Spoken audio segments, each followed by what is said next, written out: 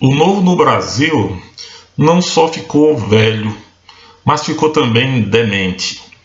Eu sou o professor Eduardo Simões e este é o nosso canal.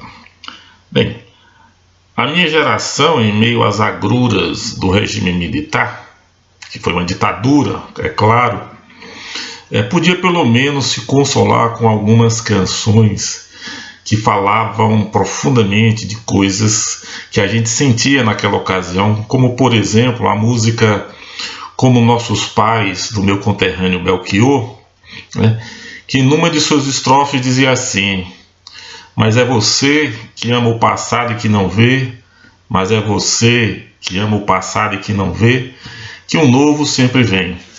E o novo para nós naquela ocasião era a esquerda, e mais assim, definidamente o PT e a sua aguerrida militância, porque nos atraía a nós, jovens de classe média, que estávamos pensando a realidade, que estávamos criticando aquela situação porque víamos muita coisa errada,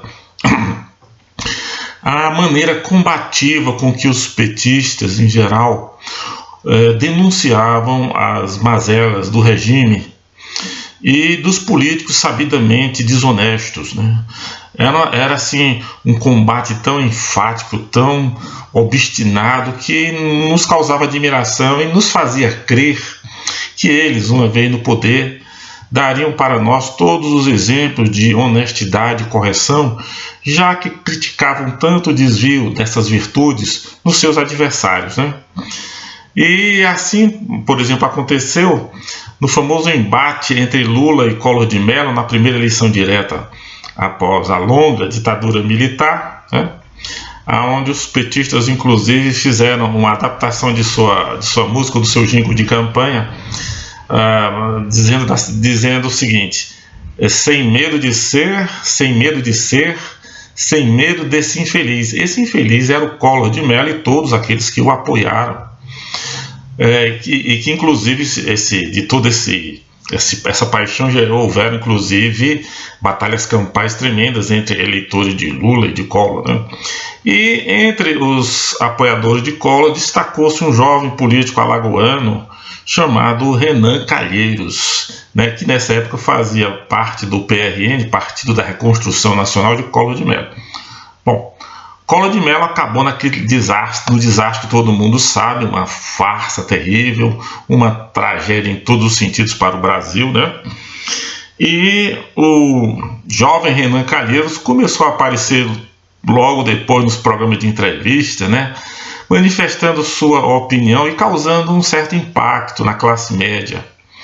Ele era um jovem político cheio de ideias, muito bem articulado, aparecia naqueles programas de entrevista, tipo da Hebe Camargo e outros, e falando sobre as suas propostas políticas, sobre os seus sonhos políticos, tudo assim muito, muito diáfano, muito geral, sem se comprometer claramente com uma posição ou com outra, sempre defendendo aquilo que qualquer pessoa defenderia,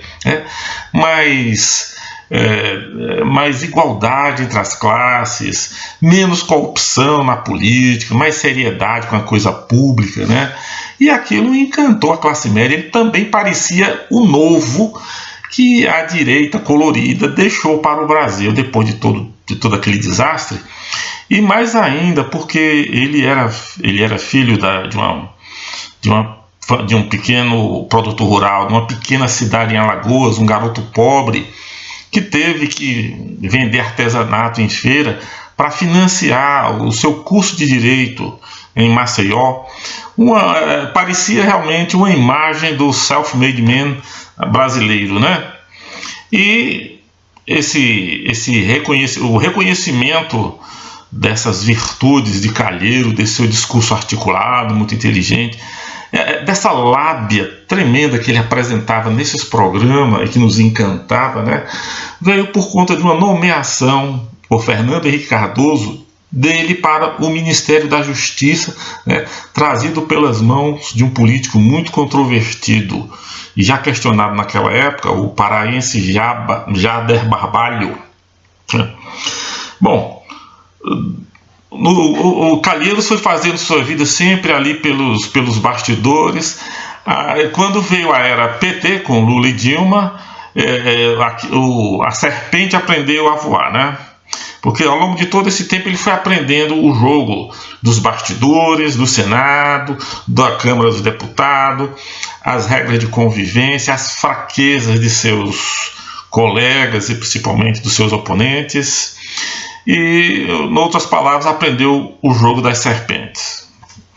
Então ele foi crescendo e nesse período justamente aquele pequeno rapaz pobre, honesto, humilde, de boa conversa, do sertão de Alagoas, se tornou uma das maiores fortunas do seu estado, né? E o dono político praticamente do estado. E é interessante essa questão da fortuna dele e da família dele, uma das mais poderosas, das mais ricas de Alagoas, uma das mais poderosas do Brasil, né? É que essa riqueza imensa se faz sem que ele ou qualquer parente seu tenha mostrado qualquer gênio específico para a área empresarial ou financeira, né? Quedando, portanto, mais ou menos justificado uma série de investigações, inquéritos para esclarecimento da origem dessa fortuna tão gigantesca em tão pouco tempo.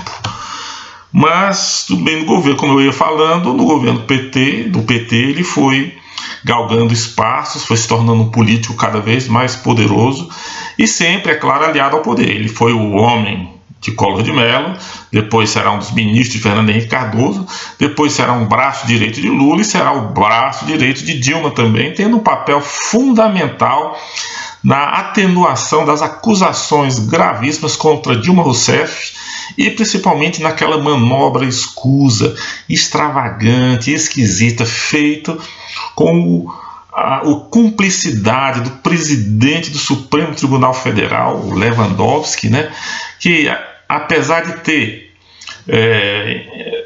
empechado Dilma Rousseff, né, fez com que ela preservasse os seus direitos políticos e pudesse até recentemente se lançar como candidata ao Senado por Minas Gerais.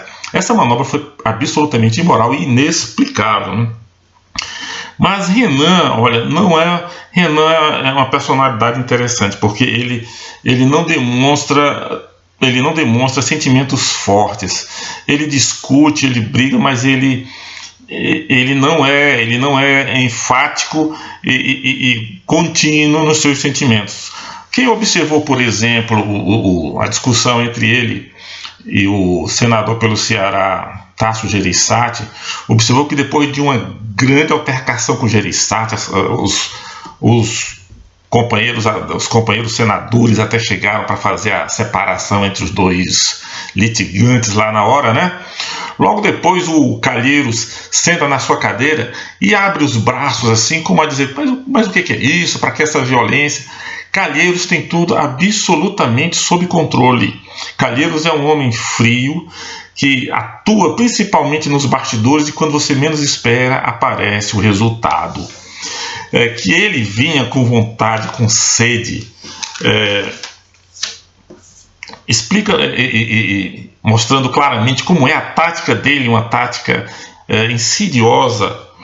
Ele escreveu num tweet dele recentemente, abre aspas, ministro Moro, o nosso Sérgio Moro, né? Ministro Moro, quantas pessoas precisarão morrer para que a Polícia Federal faça alteração na diretoria da Vale? Eu acho que ele quis dizer intervenção, né? Antes que preciosos indícios desapareçam, né? Supondo ele que os diretores da Vale estariam destruindo provas que pudessem comprometê-los, né? E quantos deputados deixarão o país sem que sejam protegidos? Ou seja, ele dá razão ao discurso do Jean Willis, né? Precisamos da sua veemência de sempre, fecha aspas. Então, é um homem que apela para tudo, para qualquer argumento que for necessário, que estiver à mão, para constranger, para dificultar a vida daqueles que ele pretende atingir. Não é uma pessoa que se deva desprezar, que se deva menosprezar, achar que ele já está derrotado. Nada disso. Seja como for, fez uma intervenção desastrada, né, nessa disputa agora para o Senado. Por causa dele, o PMDB sofreu uma grande derrota, uma derrota que poderia ter sido perfeitamente evitada com honra. Foi uma derrota desonrosa, e eu acho que o melhor símbolo dessa derrota do Calheiros foi o rosto assim de desencanto, de vazio do senador petista por Pernambuco, Humberto Costa, no momento em que a Câmara apresenta os adeptos do Davi Alcolumbre comemorando ao fundo a vitória, e ele aparece assim em primeiro plano com aquele rosto de desencanto, né? Nessa hora eu me lembrei de um trecho de uma música de um compositor fortemente identificado com o PT, o Chico Buarque de Holanda, que no refrão de uma de suas músicas diz assim: a história é um carro alegre, cheia de povo contente, que atropela indiferente todo aquele que a negue. Agora é bom não esquecer, né, que a cabeça de uma serpente, mesmo depois de decepada do corpo, continua capaz de picar e de causar grandes estragos. Muito obrigado.